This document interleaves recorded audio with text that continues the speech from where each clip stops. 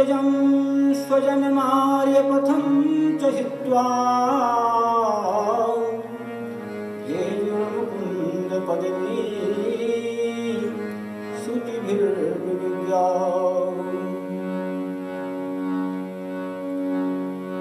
गुरुब्रह्मा गुरुर्विष्णुः गुरुर्देवो महेश्वरः गुरुः साक्षात् परब्रह्म तस्मै श्री गुरवे नमः।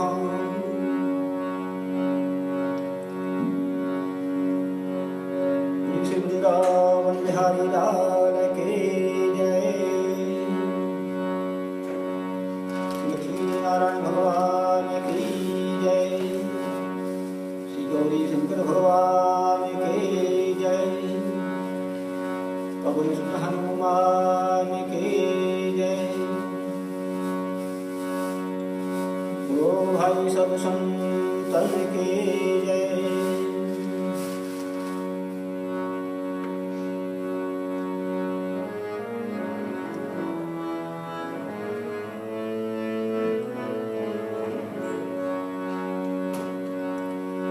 हरे राम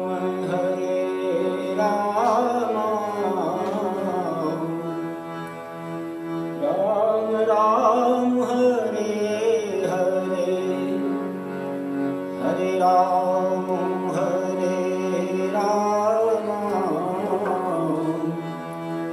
राम राम हरे हरे हरे कृष्ण कृष्ण कृष्ण हरे हरे हरे कृष्ण हरे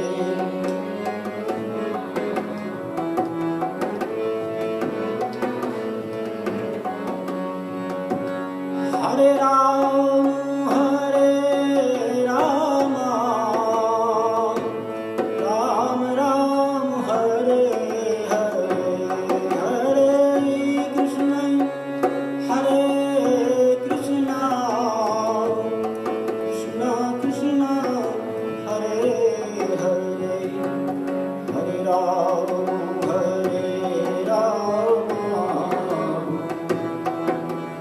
राम राम हरे हरे हरे कृष्ण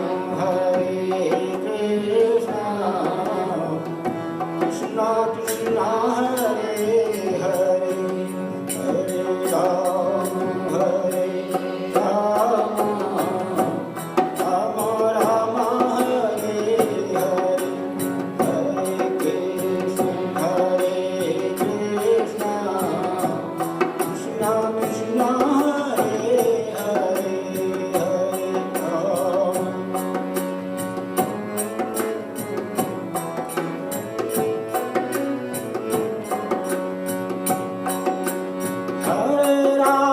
हरे राम राम राम हरे हरे हरे कृष्ण कृष्ण कृष्ण हरे हरे हरे राम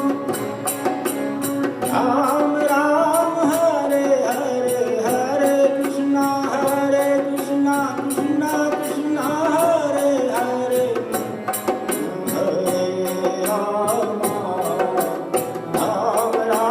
हरे हरे हरे राम राम हरे हरे हरे कृष्ण कृष्ण कृष्ण हरे हरे हरे कृष्ण कृष्ण कृष्ण हरे हरे। बोले श्री बालकृष्ण भगवान की जय। सच्चिदानंद भगवान की जय।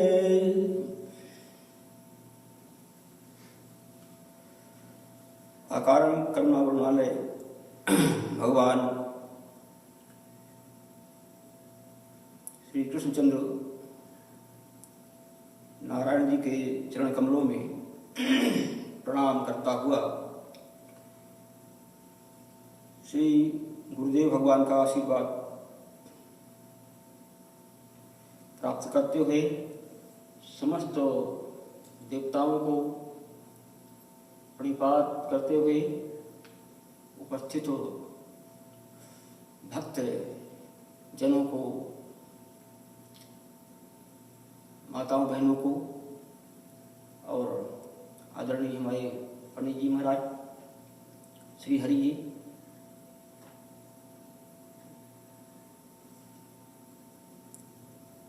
आज भगवान की कृपा से बहुत अच्छा पावन दिवस है, मोक्षदा एकादशी। मोक्ष को देने वाली है, मुक्ति को देने वाली है। और आज के दिन ही भगवान ने गीता का उपदेश दिया था अर्जुन को।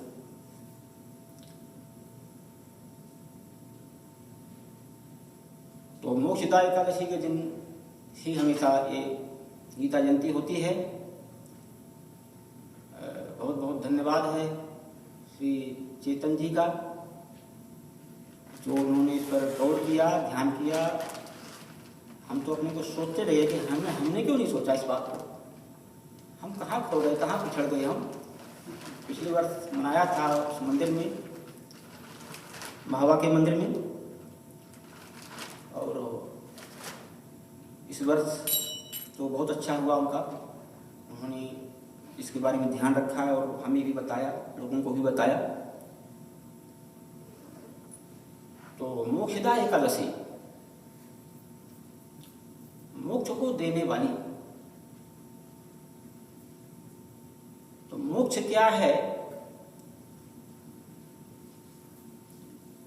मोक्ष है मुक्ति।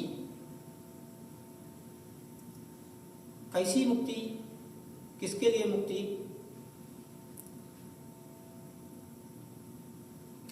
तो जो भगवान की कृपा से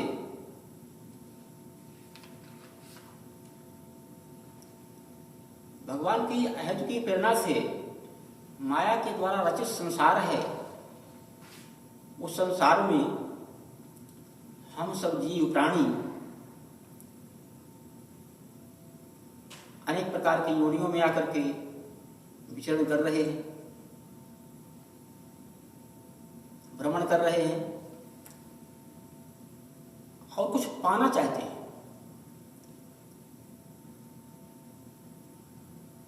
उसकी तलाश है। और यहाँ तक कि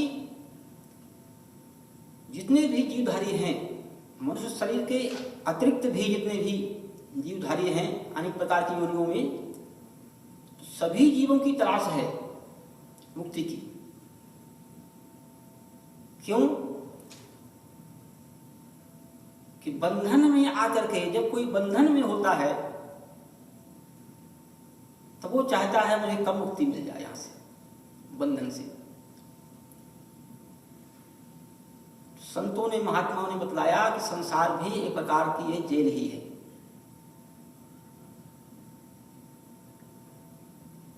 तो इसमें आकर के जीव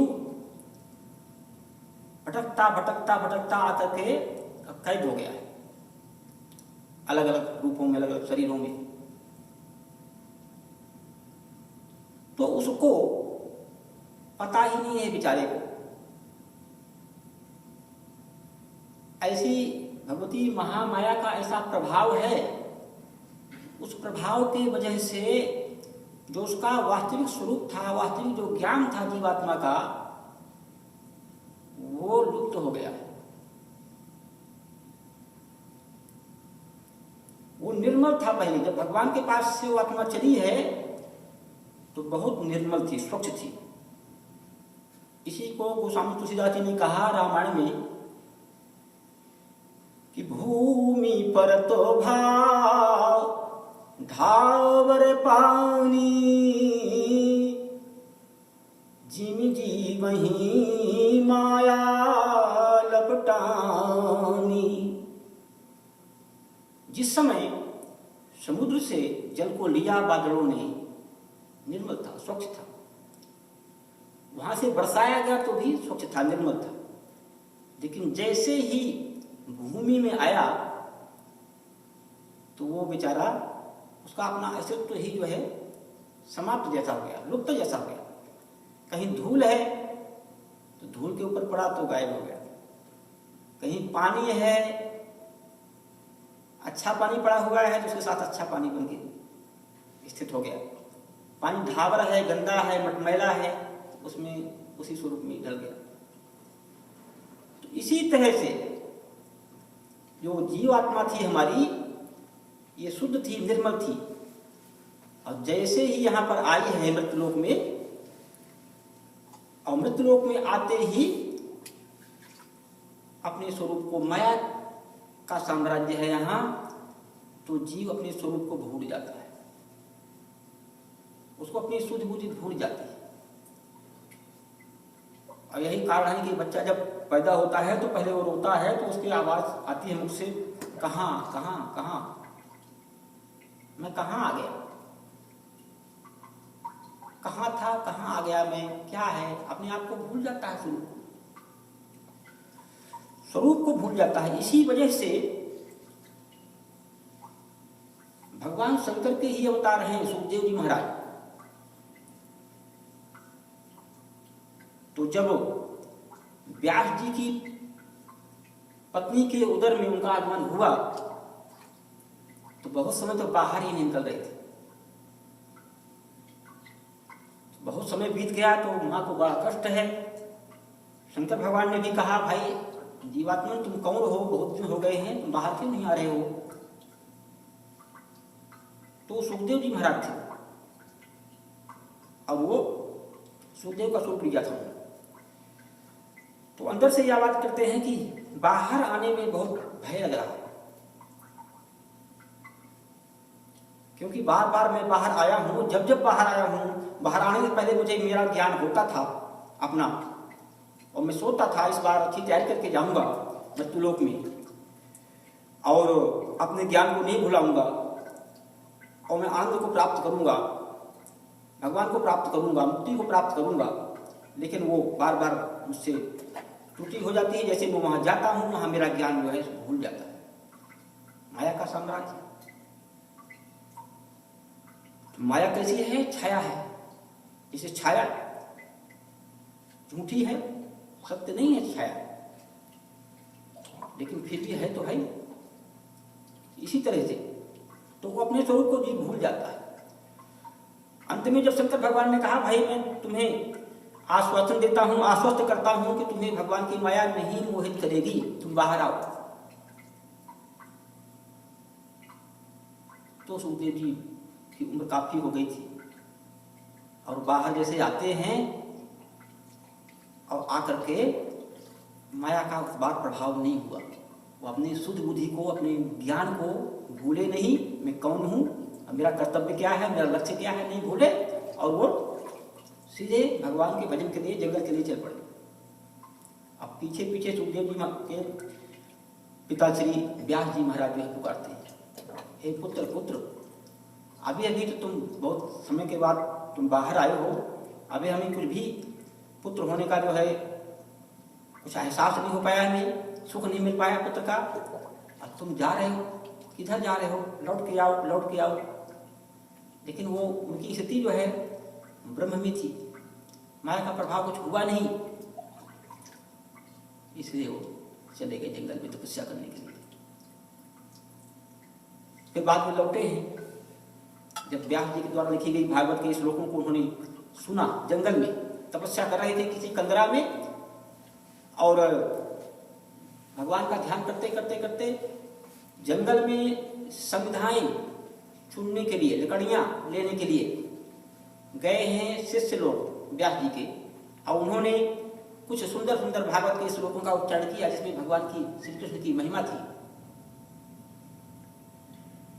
तो जब वो श्लोकों की ध्वनि जो है गुफा के अंदर पहुंची, उनके कानों से अंदर प्रवेश कर गई सुखदेव जी के महाराज के, तो तुरंत जो है वो खींचे हुए और भगवान का ध्यान करना छोड़ करके बाहर चले आए। अब पूछते हैं ये श्लोक कहाँ से आया है, किसने उच्चारण किया है? तो उन्होंने बतलाया कि ये तो श्रीमद् भागवत शास्त्र के श्लोक हैं, व्यास जी ने बनाया है, ऐसे 18,000 श्लोक बनाए हैं। तो वो सुन करके बड़े प्रभावित हुए, फिर लौट करके आए हैं पिताजी के पास, फिर बैठ करके उनसे जो है पूरा कुछ भागवत का श्रवण किया है, अध्ययन किया है। तो इस तरह से ये जो जीव है, जीवात्मा है हमारी, ये शुद्ध थी, निर्मल थी, लेकिन संसार में आने से, माया के प्रभाव में आने से अपनी शुद्धि बुद्धि सब भूल गई। मैं कौन हूँ, मैं कहाँ आया हूँ, मेरा क्या कर्तव्य है, क्या मुझे करना चाहिए, क्या नहीं करना चाहिए, सब कुछ भूल गया। इससे उद्धार होना, मुक्ति मिलना, छुट्टी मिलना, संसार रूपी जेल से, अनेक प्रकार की योनियां, ये भी सब जेल ही हैं, इनसे मुक्ति मिल जाए। आनंद की खोज में जीव है, सभी जीव आनंद को चाहते हैं, हमें आनंद मिल जाए। एक मक्खी हो, पक्षी हो, पशु हो, जो भी हो, मनुष्य हो, सबकी चाह है आनंद की, आनंद की प्राप्ति हो जाए, सुख की प्राप्ति हो जाए। तो परम सुख, परम आनंद भगवान के शरण में है। तो उसको प्राप्त करने के लिए ये मोक्षदा एकादशी है, मुक्ति को प्रदान करने वाली है। इस संसार का जो जेल है, संसार के जो बंधन है, इसको छुड़ाने वाली है और भगवत प्राप्ति कराने वाली है। उसी पर भगवान ने गीता को उपदेश किया अर्जुन को। पहला श्लोक है भगवती गीता का, धर्म क्षेत्रे कुरुक्षेत्रे समवेतायुष्वः मामकाः पांडवाश्चैव किम कुर्वत संजय। धृतराष्ट्र जो कौरवों के पिता है, दुर्योधन के पिता है, वो संजय से पूछते हैं कि हे संजय, धर्म क्षेत्र, कुरुक्षेत्र उधर है हरियाणा में, कुरुक्षेत्र धर्म क्षेत्र जहां युद्ध हुआ था, तो धर्म के क्षेत्र में, धर्म के स्थान में मेरे और पांडव के पुत्र जो युद्ध करने की इच्छा से खड़े हुए हैं, दोनों सेनाएं खड़ी हुई आमने सामने युद्ध करने के लिए, तो क्या किया उन्होंने? यहां से प्रारंभ होती है गीता। तो धर्म का क्षेत्र है, लेकिन हो क्या रहा है? अधर्म हो रहा है। कैसा अधर्म?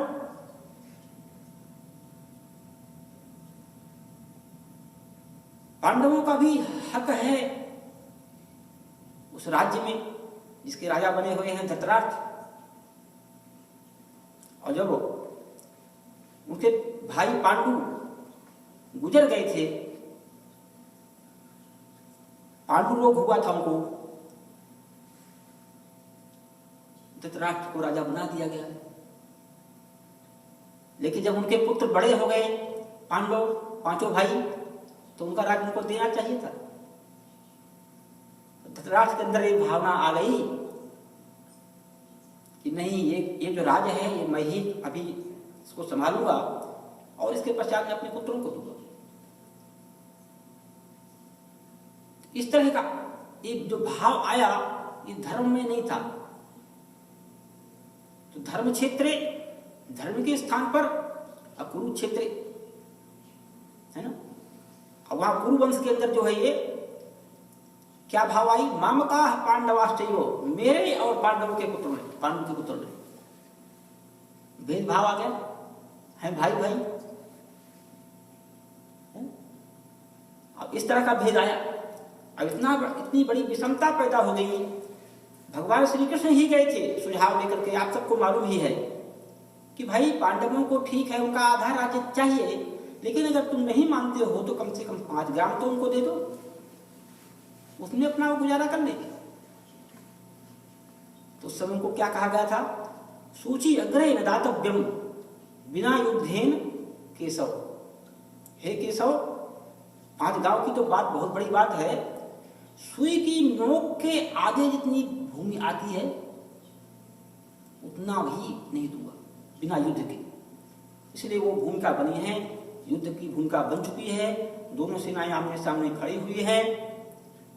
और आपको सबको मालूम भी है, उस वृत्तांत में नहीं जाएंगे, पीछे में समय नहीं है इतना ज्यादा, कि भगवान श्री कृष्ण के पास दोनों ही पहुंचे थे, दुर्योधन भी पहुंचा था मदद मांगने के लिए और अर्जुन भी पहुंचे थे। दुर्योधन पहले पहुंचा हुआ था, अर्जुन बाद में पहुंचे हैं। तो दुर्योधन तो जाकर के बैठ गया था किस तरफ? सिर तरफ। इधर भगवान सोए हुए थे तो भगवान की सैया के सिर की तरफ जाकर के बैठा हुआ था, भगवान की दृष्टि नहीं पड़ी।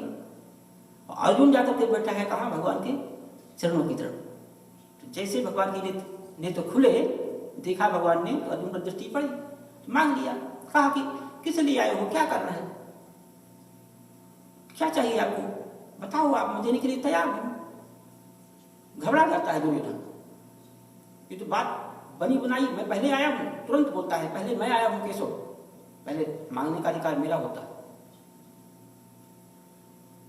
अर्जुन के अंदर धर्म का वास है, धर्मात्मा है, आत्मा में धर्म का वास है। अर्जुन कहता है हाँ प्रभु, भैया पहले आए हैं, उनका अधिकार मुझसे पहले बनता है, आप उनको पहले दीजिए। भगवान ने बता दिया, एक तरफ तो मैं रहूंगा निहत्था, एक तरफ मेरी नारायणी सेना रहेगी, बहुत बड़ी नारायणी सेना है। चुन लिया उन्होंने, मैं तो नारायणी सेना मुझे चाहिए, तुम निहत्थे को मैं लेकर के क्या करूं? ये है अनजान जीवात्मा की कहानी।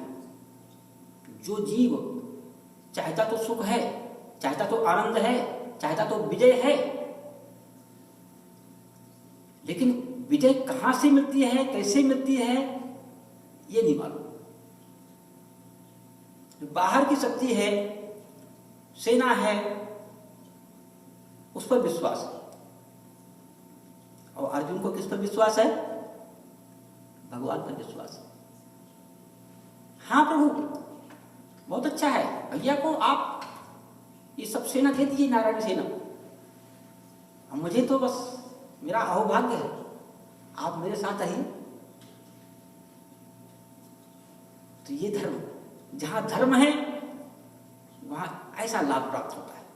देखने में लगता है कि कुछ नहीं मिला, लेकिन सब कुछ मिल गया। तो वही बात हुई है, भगवान जो है तो सारथी बनकर के रथ को लेकर के और अर्जुन को बैठा करके आए हैं। अर्जुन ने कहा है कि प्रभु जरा मुझे थोड़ा सा दर्शन करा दीजिए, मैं युद्ध के मेरे रथ को ले जाके और दोनों सेनाओं के सेनयोर उभयोर मध्य रथम स्थापे में च्युत, हे अच्युत मेरे रथ को दोनों सेनाओं के बीच में खड़ा कर दीजिए, मैं थोड़ा देखना चाहता हूं। कैर्मया सह योद्धव्यम, मुझे किनके साथ युद्ध करना है। तो जैसे भगवान ने खड़ा किया रथ, अर्जुन ने दृष्टि घुमाई और देखा भीष्म पितामह, गुरु द्रोणाचार्य और अपने अन्य सब भाई बंधु, मामा चाचा ताऊ साले, सभी अपने ही अपने। पहले बड़ा क्षोभ था अर्जुन के अंदर, कितना क्रोध था, क्योंकि कितना अत्याचार किया गया था, कितना अधर्म किया गया था उनके साथ में। द्रौपदी का वस्त्र हरण चीरहरण हुआ सबके सामने, भरी सभा में, कितना कितना अन्याय हुआ था। इसलिए अर्जुन के अंदर बड़ा प्रतिशोध लेने की भावना थी, बदला लेने की भावना थी। युद्ध हो तो मैं इनको इनका किए का दंड दूंगा। कौरवों को, सभी पांडवों के अंदर जोश था। लेकिन जब वास्तविक में हकीकत में सामने आई है सेनाएं, वहां पर देखा है, दोनों को देखा है, इनके साथ लड़ना है, इनको मारना पड़ेगा, इनसे लड़ना पड़ेगा, इनका खून निकालना पड़ेगा, ये सब अपने हैं। किस लिए? इसलिए कि ये लोग दुष्ट हैं, हमारा हक नहीं दे रहे, हमारा अधिकार नहीं दे रहे, तो उसके लिए अर्जुन के अंदर, क्योंकि धर्म का वास था अर्जुन के अंदर, तो सुंदर भावना आई अंदर। ओ, हम लोग इतनी स्वार्थी हो गए, राज्य का सुख प्राप्त करने के लिए, ये भोग वैभव से प्राप्त करने के लिए इन सब अपनों को मारना पड़ेगा, इनसे लड़ना पड़ेगा, युद्ध करना पड़ेगा। बड़ी विनम्रता के साथ भगवान श्री कृष्ण से अर्जुन ने मना कर दिया। बहुत विस्तार में नहीं जाऊंगा, समय तो बहुत कम है। तो सीधे कह दिया कि प्रभु, ये कौरव लोग मुझे चाहे भले युद्ध में मार दे तो भी मैं अपना कल्याण देखता हूं, समझता हूं, लेकिन इनको सबको मारने पर जो कुछ मुझे मिलेगा वो खून से सना हुआ राज्यपाट सब मुझे नहीं चाहिए। किम नो राज्येन गोविंद, हे राज्य, हे गोविंद, तीनों लोगों का भी राज्य मुझे मिलना हो ना, इस पृथ्वी का तो ये तो बात ही क्या है, तो भी मुझे वो सब नहीं चाहिए। ऐसा कह करके अपना धनुष बाण रख दिया है, और रथ के पीछे से जाकर के अर्जुन बैठ गए, दुखी होकर के। मुझे नहीं चाहिए राजपाट, मुझे नहीं मारना, मुझे युद्ध नहीं करना। कितनी बड़ी प्रस्तुत की भावना थी। पुत्र मारा गया है उनका, नवयुवक पुत्र जो है अभिमन्यु, छल करके, कितने कितने आप सब जानते हैं। तो लेकिन जब हकीकत सामने आई, जिसके अंदर धर्म होता है, तो धर्म सामने आ जाता है, उभर करके आता है, भावना में आ गया, मैं अधर्म का काम नहीं करूंगा भगवान, मुझे नहीं चाहिए कुछ राजस्व ऐसा, इनको दे दिए, या ये लोग मारे मुझे तो मार दे। वहीं पर भगवान श्री कृष्ण फिर अर्जुन को समझाना प्रारंभ करते हैं कि अर्जुन, इस तरह से अगर तू युद्ध भूमि से हटता है तो दैव्यम मास्मगमः पार्थ नितत्त्वयि उपपद्यते, तुझे अच्छा शोभा नहीं देता है, ये नपुंसकता है, कायरता है। इस तरह का धर्म युद्ध जो है बड़े भाग्य से प्राप्त होता है क्षत्रियों को। तुम क्षत्रिय हो,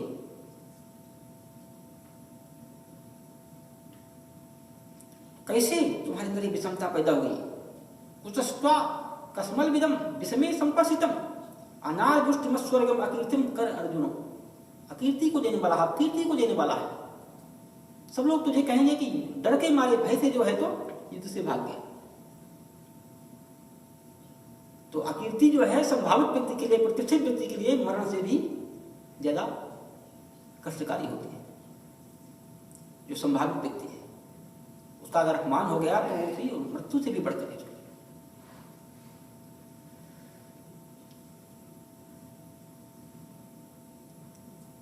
अर्जुन कहता है, प्रभु ये तो सीधे पाप है, अपने सुख के लिए। भगवान ने कहा, देख अर्जुन, ये संसार मैंने बनाया हुआ है। ये संसार प्राकृतिक है, प्रकृति के गुणों से बना हुआ है। सतोगुण, रजोगुण, तमोगुण प्रकृति के गुण हैं। इनके द्वारा शरीर बना हुआ, ये सारा संसार बना हुआ है और ये नाशवान है, स्थायी रहने वाला नहीं है। दिख रहा है सत्य जैसा दिख रहा है, पर है सत्य नहीं। ये तो सिर्फ मेरी माया से और मेरी कृपा से ये झूठा होता हुआ भी और सत्य जैसा दिखाई दे रहा है। जो सत्य है वो छिपा हुआ है, जो असत्य है वो सामने प्रकट है। इसी कारण से दुर्योधन की बुद्धि, धृतराष्ट्र की बुद्धि इस तरह की हुई है। और अर्जुन, तुम्हारी बुद्धि जो धर्म में है वो इसी कारण से है कि तुमने धर्म का आश्रय लिया है, इसलिए तुम जो सोचते हो उसको जो दिखाई नहीं पड़ता।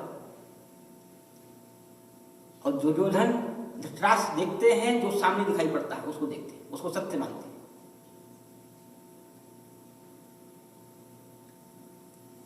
तो तुझे दोष नहीं लगेगा अर्जुन, तू युद्ध कर, तुझे पाप नहीं लगेगा। अर्जुन कहते हैं भगवान कैसे पाप नहीं लगेगा? जब इनका वध करूंगा, इनकी हत्या करूंगा, इनका पाप मुझे नहीं लगेगा? ये कैसे नहीं लगेगा? मुझे कृपा करके आप बतलाइए। तो भगवान बतलाते हैं कि ये जो शरीर हैं, अलग अलग शरीर प्राप्त हुए हैं, जो इनको मार देने पर भी इनके अंदर जो अंदर छुपा हुआ मेरा अंश है, आत्मा, वो मरता नहीं। इस शरीर को जला दो, काट दो, छेदन कर दो, गला दो, तो भी आत्मा का कुछ भी नहीं बिगड़ता है। न जायते म्रियते वा कदाचिन नायं भूत्वा भविता वा न भूयः अजो नित्यः शाश्वतोऽयं पुराणो न हन्यते हन्यमाने शरीरे। शरीर को अगर नष्ट भी कर दो, मार भी दो, तो जो जीवात्मा इसके अंदर बैठा हुआ है, जो सत्य है, वो नष्ट नहीं होता है। ये शरीर तो सब माया के द्वारा बनाए हुए हैं, सत्य जैसे लग रहे हैं सिर्फ।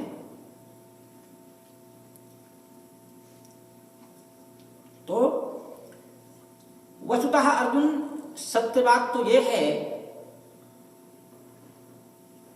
कि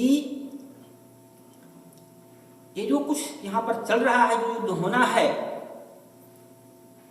जो देख रहे हो बड़े बड़े योद्धा सामने खड़े हुए हैं, कर्ण हैं, भीष्म हैं, द्रोण हैं, मया हतास्त्वं जहिमावधृता युद्धस्व जेतासि रणे सपत्नात्।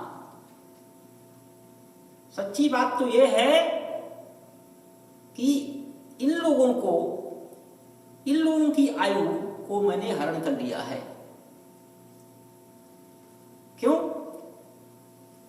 इन्होंने अधर्म पर प्रीति रखी है, अधर्म पर चले हैं, अन्याय पर चले हैं। तो जिमी अधर्म पद देख गेसा रहे न तेज बल बुद्धि न लेसा। जो अधर्म पर पैर रखता है, अधर्म पर, अन्याय पर जो चलने लग जाता है, उसी समय से ही उसकी आयु भी क्षीण हो जाती है, उसकी बुद्धि भी क्षीण हो जाती है, तेज भी नहीं रहता, सब कुछ नष्ट प्राय हो जाता है। तो इन्होंने इतने अत्याचार किए हैं, न्याय किए हैं, अधर्म का साथ दिया है, धर्म में चले हैं, तो इनकी आयु तो मैंने छीन लिया है। तो निमित्त मात्रम भव सभ्य साचिन। हे अर्जुन, इसमें तो तुम्हें केवल निमित्त मात्र बनना है। अर्जुन कहते हैं भगवान, अभी बात समझ में नहीं आई है। जब मैं बाढ़ चलाऊंगा, मारूंगा, इनका वध होगा, मुझे पाप तो लगेगा। इस पाप से कैसे बचूंगा? भगवान कहते हैं कर्म दो प्रकार के हैं। एक कर्म है कामना से किया गया। तो कामना से जो किया हुआ कर्म है वो बंधन कारक है, आसक्ति को देने वाला है। वो बंधन में डालता है ना। और जो काम निष्काम भाव से किया जाता है,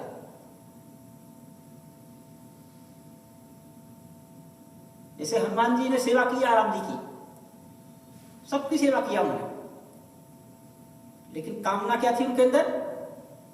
कुछ मुझे मिल जाए, ऐसी कामना नहीं थी, निष्काम भाव से काम थी। आप सब लोग मंदिर आते हैं, मंदिर की सेवा करते हैं, तो मन में यही भाव रहता है, ये हमारा भगवान का स्थान है? हमें यहां से भले कुछ ना मिले, हमें कुछ चाहिए नहीं यहां से, हमें देख रेख करनी है, यहाँ किस चीज की कमी है, क्या चीज नहीं है, तो सब लोग अपने अपने सामर्थ्य के अनुसार लाते हैं, मदद करते हैं। तो वो कर्म क्या है? निष्काम कर्म। निष्काम कर्म जो है बंधन में नहीं डालता है। और वही निष्काम कर्म जो है, तो उसी को कहते हैं, उसी को कहा गया है कर्म ही पूजा है। वही कर्म, निष्काम कर्म जो है, जो केवल भगवान की प्रसन्नता के लिए, हम जो कर्म कर रहे हैं उससे भगवान प्रसन्न हो, नारायण प्रसन्न हो, श्री कृष्ण प्रसन्न हो, इसीलिए हम कर रहे हैं। इस कर्म का जो फल है श्री कृष्णार्पण अस्तु, श्री कृष्ण को अर्पण हो जाए। ऐसी भावना से जो कर्म करते हैं वो बंधन में नहीं पड़ते हैं, उनको नरक नहीं होता है, उनको यातनाएं नहीं भोगनी पड़ती हैं। और जो सकाम भाव से कर्म करते हैं उनको बंधन में पड़ना पड़ता है। जैसी जैसी कामना करते हैं वैसा वैसा फिर उनको जीवन में प्राप्त होता है सब कुछ। जो इच्छा करी हो मन माही, राम कृपा कछु दुर्लभो नाही। भगवान सर्वसमर्थ हैं, हम भगवान के सामने हमेशा मांगते रहते हैं, याचनाएं करते रहते हैं। तो क्या एक साधारण मनुष्य से कोई अगर याचना करता है तो वो तुरंत जो है उसके हृदय में दया आती है, करुणा आती है, वो देने को तैयार होता है। और भगवान के सामने जो हम याचना करेंगे तो भगवान तो सर्वसमर्थ है ना, ओमनीपोटेंट, ओमनीसिएंट है ना, उनके पास तो सब कुछ परिपूर्ण मात्रा में है ना, तो क्या नहीं देंगे वो। हम लोग मांग मांग करके भगवान से अपने आप से बंधन में पड़ जाते हैं। प्रभु हमें ये दे दो, प्रभु हमें ये दे दो, प्रभु हमें ये दे दो, और भगवान देते जाते हैं, देते जाते हैं, देते जाते हैं। तो जब देते जाते हैं भगवान, जो हम मांगते जाते हैं तो भगवान तो देते जाते हैं, तो उसके लिए फिर हमको बार बार जन्म लेना पड़ता है, बार बार जन्म लेना पड़ता है। लिस्ट इतनी लंबी हो गई है, तो अभी का मांगा हुआ अभी नहीं मिल पा रहा, क्यों? अभी वो वेटिंग में है, और पहले से जो लिस्ट बनी हुई है इतनी लंबी, जन्मदिन मात्रों से मांगते चले जा रहे हैं, तो अभी कहीं कहीं पीछे चल रही है वो, तो वो भगवान अभी दे रहे हैं। इसलिए वर्तमान वाला अभी उसका नंबर नहीं आ पता इतनी जल्दी। तो संक्षेप में कहूं कि भगवान ने कहा, सीधी सी बात है अर्जुन, यदि तू अपना मन मुझे दे दे, तू संसार में रह करके कर्म कर, युद्ध भूमि में रह करके तू कर्म कर, बाण चला, मार, लेकिन जो तेरा मन है, मयि एव मन आधस्सो मयि बुद्धिम निवेशय, तू अपना जो मन है वो मेरे में लगा दे, अपनी बुद्धि जो है वो मेरे में लगा दे, अब फिर मेरी प्रसन्नता के लिए तू युद्ध कर, कर्म कर। तो तेरा मन अगर मेरे चरणों में रहेगा और सामने तू बाण चलाएगा, मारेगा, तो मन की प्रधानता है, शरीर से ज्यादा मन की प्रधानता है। तो मन अगर भगवान के चरणों में है और फिर कोई काम कर रहे हो, तो तुम्हें कर्म का फल नहीं भोगना पड़ेगा, क्योंकि मन तुम्हारा भगवान में लगा हुआ है, तो वो कर्म तुम्हारा पूजा बन जाएगा। और यदि जब संसार में हम कर्म करते हैं तो भगवान से मन हटता है और कर्म के फल पर जाकर के हमारी दृष्टि टिकती है, ये हम कर्म करें तो इसका हमें फल मिलेगा, तो वो हमें बंधन कारक हो जाता है। तो उसी को कहा गीता में भगवान श्री कृष्ण ने, कर्मण्येवाधिकारस्ते माँ फलेषु कदाचन, माँ कर्मफल हेतुर्भू माते संगोष्ठ कर्मणि, है ना। अर्जुन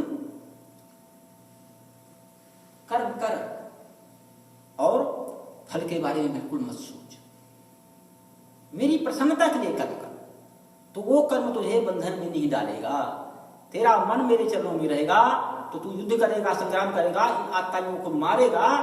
वास्तव में जिनकी आयु मैंने हरण कर ली है, ये तो केवल निमित्त मात्रा खेल दिखाने के लिए होना है। इनकी आयु तो सब कुछ मैंने हरण कर लिया है, सबकी आयु मैंने हरण कर लिया है। जैसे ये धर्म पर चलने लग गए हैं वैसे ही इनकी आयु मैंने छीन ली थी इनसे। अब थोड़े समय के लिए बस खड़े हुए दिखाई दे रहे हैं।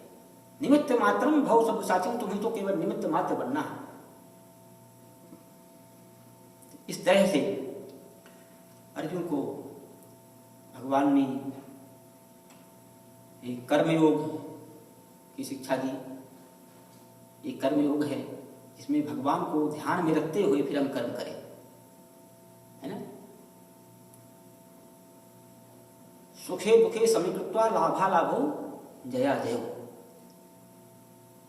हतो वा प्राप्ते स्वर्गम जित्वा वा भोज्यसे मही, तस्मात् उत्तिष्ठ कौन्तेय युद्धाय कृतनिश्चयः। यदि युद्ध में मारा गया तो सीधे स्वर्ग को प्राप्त होगा, अजित्वा भोज्यसे मही, मगर जीत गया तो पृथ्वी का राज्य प्राप्त करेगा। सुख में दुख में सम होकर के कर्म को करेगा तो कर्म के बंधन में नहीं बंधेगा। इस तरह से भगवान ने ये कर्म के बारे में प्रभु ने जो है तो बताया। निष्काम कर्म जो है भगवत प्राप्ति को देने वाला है, सकाम कर्म जो है अधोगति को ले जाता है। तो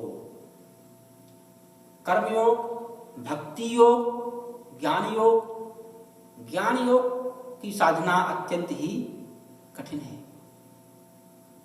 ज्ञान योग की साधना करते हैं, बड़े बड़े संत महात्मा ने किया है, लेकिन उसको कहा कि वो जैसे तलवार की धार पर चलना कठिन है, ऐसे ही ज्ञान योग पर चलना जो है कठिन है। तो फिर भगवान ने कहा कि भक्ति योग सबसे सुंदर है, सरल है, सुगम है और उसमें कोई अधिक प्रयास नहीं करना पड़ता। भक्ति योग में क्या करना पड़ता है? भक्ति योग में बस यही है कि भगवान मेरे स्वामी हैं, वो सर्वसमर्थ हैं और मैं उनका सेवक हूं, तो मुझे तो सिर्फ उनकी कृपा चाहिए, वो प्रसन्न रहे मेरे ऊपर। उन पर पूर्ण रूप से विश्वास करके भक्त फिर निर्भय हो जाता है।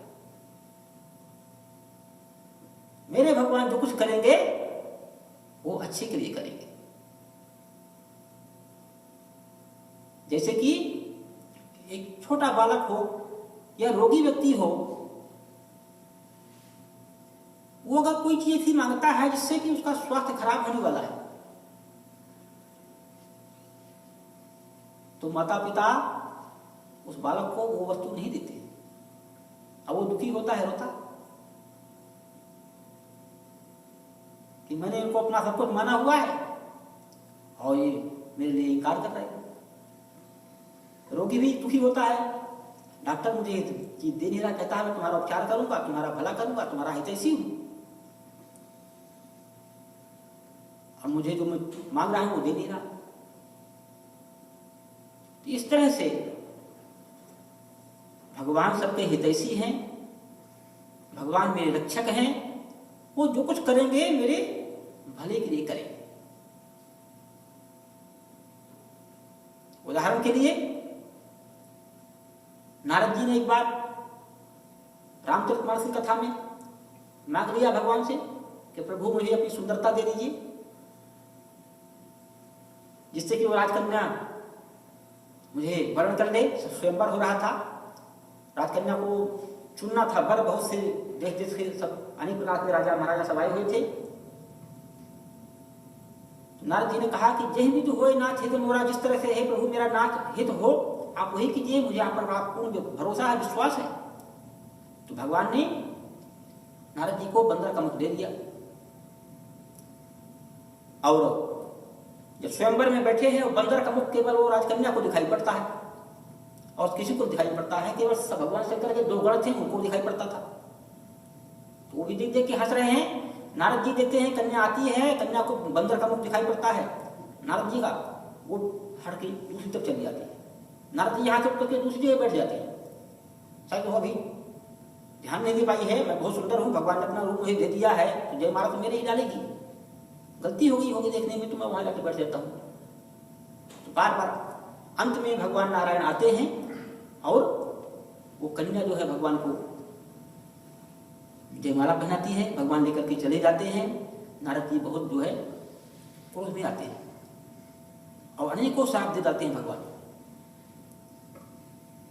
कि नारी विरह तुम मोहि दुखी किया, नारी के विरह में तुम भी नारी के विरह में दुखी होगी, है ना। बंदरों की आकृति, बंदर की आकृति बना दिया, तुम भी बंदर ही सहायता करेंगे अनेकों। तो इस तरह से श्राप दिया और मांगा क्या था, जिसमें मेरा हित हो प्रभु वो कीजिए। अपना समझ रहे हैं मेरा हित इसमें है कि राजकुमारी मुझे वर्ण कर ले, लेकिन हित इसमें नहीं है, हित उसमें है कि वो वर्ण न करे, उसमें हित है। तो भगवान जानते हैं, जैसे डॉक्टर जानता है, जैसे माता पिता जानते हैं बच्चे को क्या देना चाहिए क्या नहीं देना चाहिए। इस तरह से भगवान जो है भगवान ने किया। अब नारद जी को जब सब कुछ भगवान ने माया हटा दिया, बहुत दुखी हुए। तब ज्ञान आया,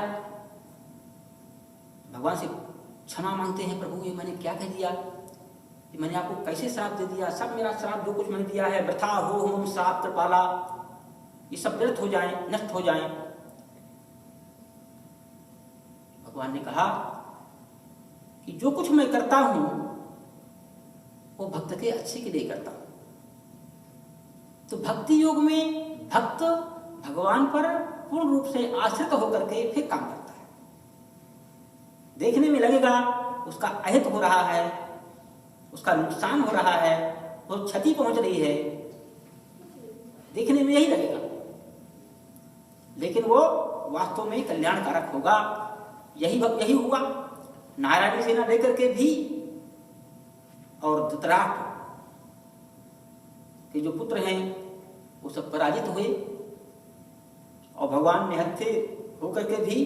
तो इसीलिए कहा कि यत्र योगेश्वरः कृष्णो यत्र पार्थो धनुर्धरः तत्र श्री विजयो भूतिर ध्रुवा नीतिर मतिर मम, ऐसा भगवान ने कहा। ये सबसे अंतिम श्लोक है ना। यत्र योगेश्वरः कृष्णो यत्र पार्थो धनुर्धरः, जहां योगेश्वर भगवान श्री कृष्ण है, जहां धनुर्धारी भगवान के भक्त अर्जुन है, भक्त और भगवान है ना, जहां भक्त और भगवान है, तत्र श्री विजयो भूतिर, है ना, goodness, glory, victory, unfailing righteousness will surely be there, है ना।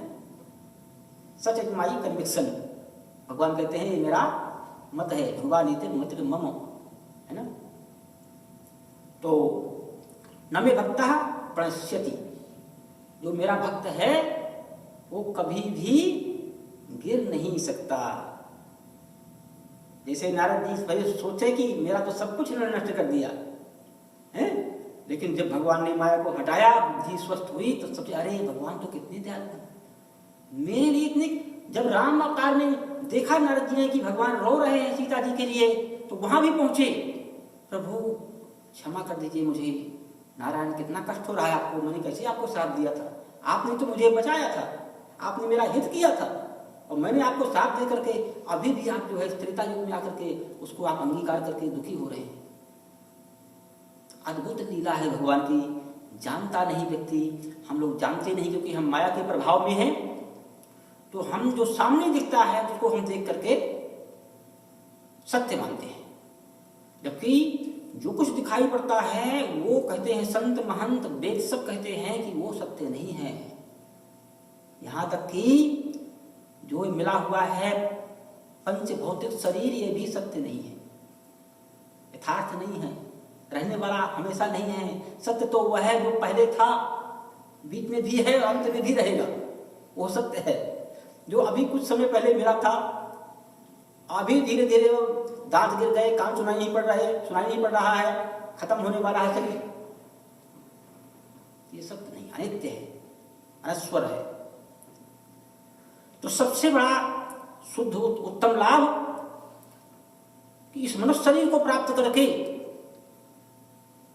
और इसके द्वारा धर्म का उपार्जन किया जाए। इसलिए सबसे पहले धर्म की बात आई है, धर्म क्षेत्रे धर्म। और ये तो धर्मस् ततो जयः, जहां धर्म है वहीं पर विजय प्राप्त होती है।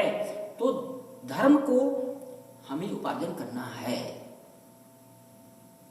हमारी बुद्धि, हमारा मन संसार के विषयों में आसक्त है और विषय सब धोखा देने वाले हैं, सब धोखा देने वाले हैं। भोगा न भुगता वयमेव भुगता, भोगों को हमने नहीं भोगा है, भोगों ने हमको भोग लिया। भोग तो वैसे कैसे बने हुए, हमारा शरीर भोग भोगते भोगते भोगते भोगते स्वयं जो है नष्ट हो गया।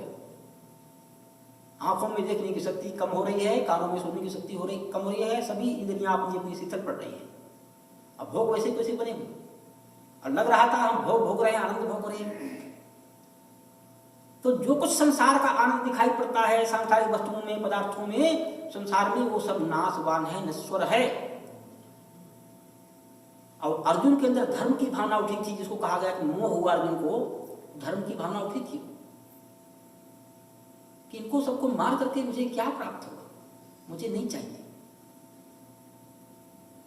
तो भगवान ने उससे ऊपर भी बढ़ करके बताया कि अर्जुन, ऐसा जो तू सोचता है बहुत अच्छी बात है, अच्छा सोचता है, लेकिन इससे भी ऊपर उठ करके सोचना चाहिए, इससे भी ऊपर उठ करके सोचना चाहिए कि जो कुछ भी सब कुछ हो रहा है वो सब मेरी इच्छा से हो रहा है, मेरी प्रेरणा से हो रहा है, सबके अंदर मैं बैठा हुआ हूं, सभी मेरे हैं। इसी को गोस्वामी तुलसीदास जी ने कह दिया कि सबो मम प्रियो सबो ममे उपजाए, तिन महा मनुज अधिक मुहि भाई। भगवान को सभी प्रिय है, जितने भी जीवधारी हैं, पशु पक्षी कीड़े पतंगे जो भी हैं, सब भगवान के हैं। भगवान कहते हैं सब मेरे पैदा किए हुए हैं, सबके अंदर मेरा ही जीवात्मा बैठा हुआ है, सब मुझको अत्यंत प्रिय हैं। जैसे अपने अपने बच्चों को हम सब लोग चाहते हैं ना, उससे भी ज्यादा भगवान सबको चाहते हैं। लेकिन उसमें भी भगवान ने थोड़ा बताया, उन सब में समान भाव से सब मुझे प्रिय होते हुए भी मनुष्य मुझे ज्यादा प्रिय है। और उस मनुष्यों में भी वो धर्म का पालन करता है, जो उस मनुष्यों में ब्राह्मण ज्यादा प्रिय है, ब्राह्मण में भी जो वेद का अध्ययन करता है वो ज्यादा प्रिय है। उस वेद अध्यायी ब्राह्मण से भी जो वेद में लिखा हुआ है उसकी बातों को जो जीवन में उतारता है वो ज्यादा प्रिय है। और सबसे ज्यादा प्रिय मुझे कौन है, जो कुछ भी नहीं पढ़ा लिखा, किसी अच्छी योनि में जन्म नहीं लिया है, शूद्र योनि में है, लेकिन अगर मेरे ऊपर भरोसा करता है, मेरे ऊपर विश्वास करता है, सचमुच में कहता है कि तुमेव माता च पिता तुमेव बंधुश्च सखा तुमेव विद्या द्रविणं तुमेव सर्वं मम देव देव। सब कुछ मेरे हो प्रभु। सत्य हरिश्चंद्र जी ने कहा आप ही मेरे सब कुछ हो। इतनी कठिन परीक्षा भगवान ले रहे हैं, लेकिन फिर भी धर्म का त्याग नहीं कर रहे। मूरध्वज ने कहा हे प्रभु आप ही सब कुछ हो नारायण। कठिन परीक्षा हो रही है, पुत्र को चीरा जा रहा है आर्य से, लेकिन धर्म को नहीं छोड़ा।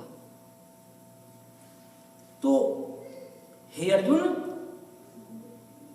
ये तो धर्मस्ततो जयः, जहां धर्म है वहीं पर विजय श्री है, वहीं आनंद है।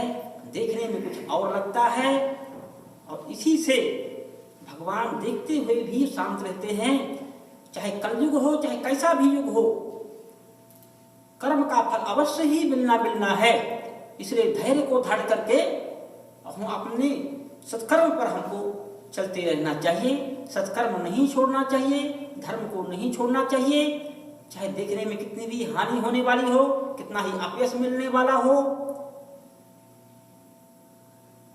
तो भगवान प्रसन्न होंगे। क्योंकि भगवान कहीं बाहर नहीं है, भगवान जो है हमारे अंदर बैठे हुए हैं, भगवान बाहर ही समाये हुए हैं, भगवान सबके अंदर हैं और सबसे अलग भी हैं।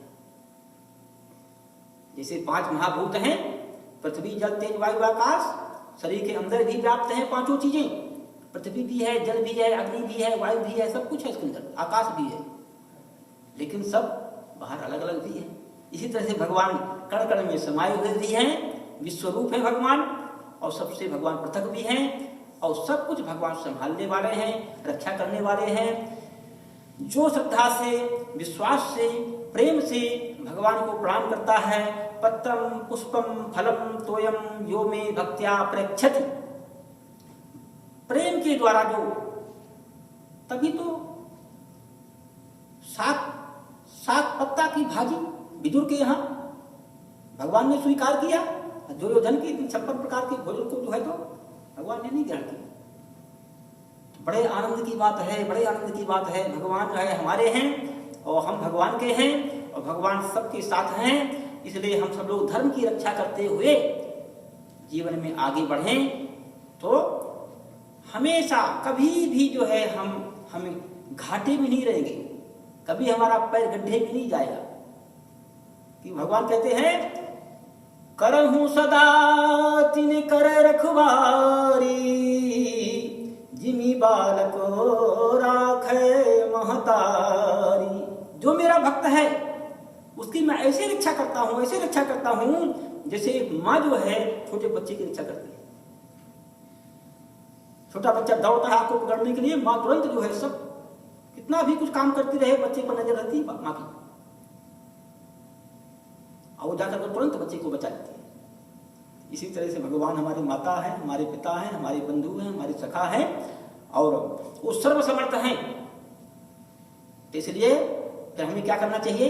प्रेम से भगवान का भजन करें, और जो कुछ भगवान ने हमारे सामने कर्तव्य दिया है, तो धर्म को देख करके क्या ठीक है, क्या ठीक नहीं है, धर्म को साथ में रखते हुए हम कर्म का पालन करें, तो इस लोक में भी आनंद, और अंत में भगवत प्राप्ति, मोक्षदा एकादशी है, वो मोक्ष भी प्राप्त देने वाले, कराने वाले हैं भगवान। श्रीमन्नारायण नारायण नारायण, श्रीमन्नारायण नारायण श्रीमन्नारायण नारायण नारायण, श्रीमन्नारायण नारायण नारायण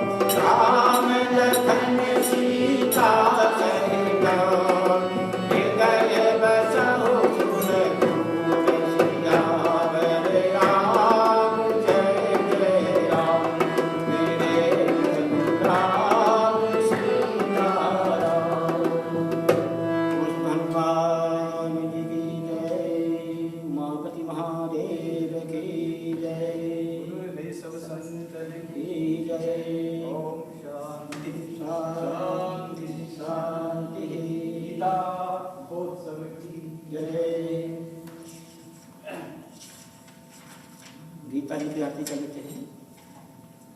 तो